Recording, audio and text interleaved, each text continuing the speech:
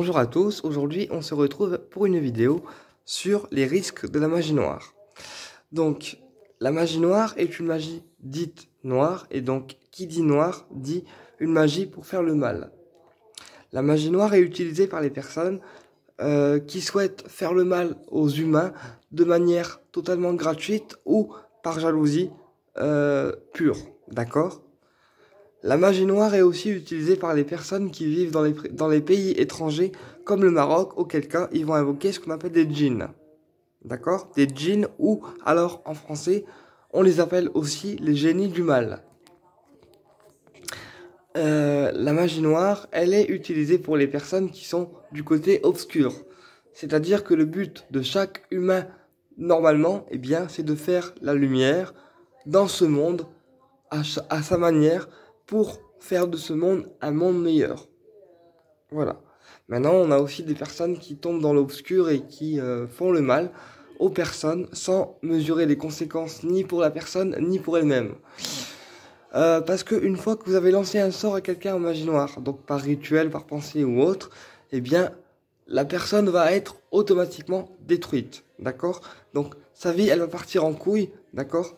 La vie de la personne va partir en couille.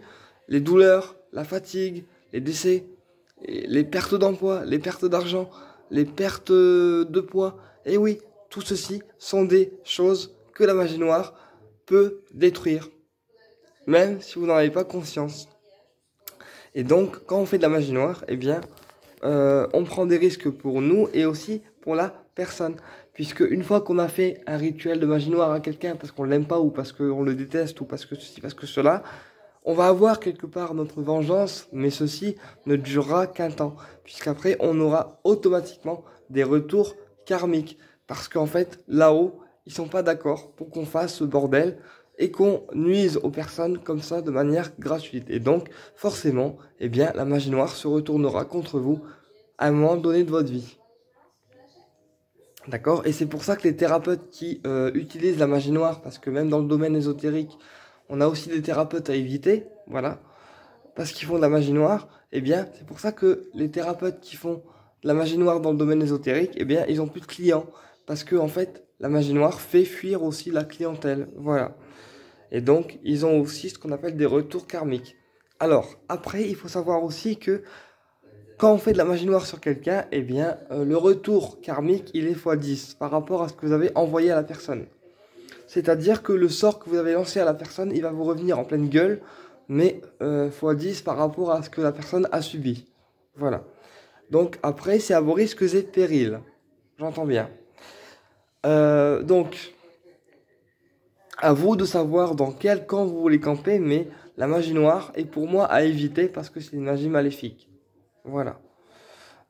Et puis aussi le tort que beaucoup de personnes ont, eh bien, c'est qu'ils lisent des rituels de magie noire sur internet sans forcément mesurer les conséquences et sans forcément être expérimenté dans n'importe quelle magie.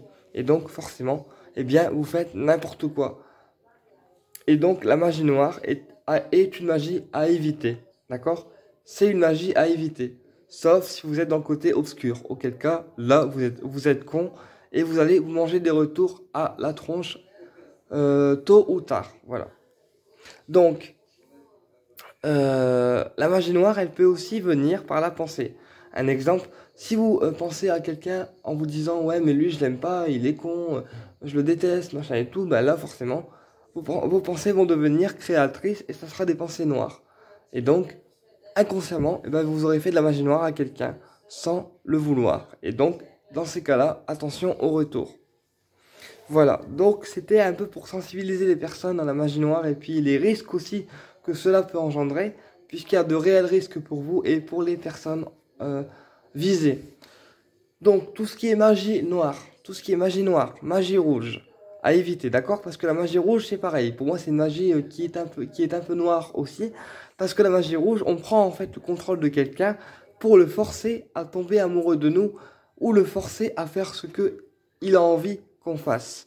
Et donc, bah, à partir du moment où on force quelqu'un à faire telle ou telle chose par la magie, pour moi, c'est du mal. Voilà, parce que chacun doit avoir son libre arbitre.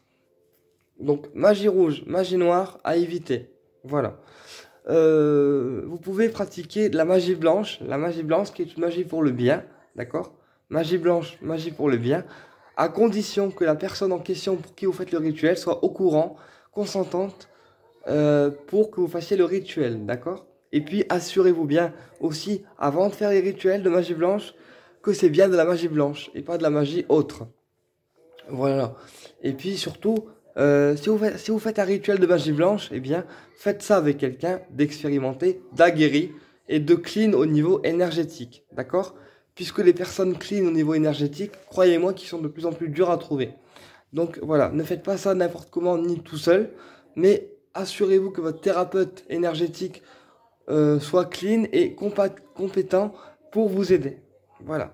Ben, j'espère que la vidéo elle vous a plu. Et si vous avez des questions, n'hésitez pas à me les mettre en commentaire.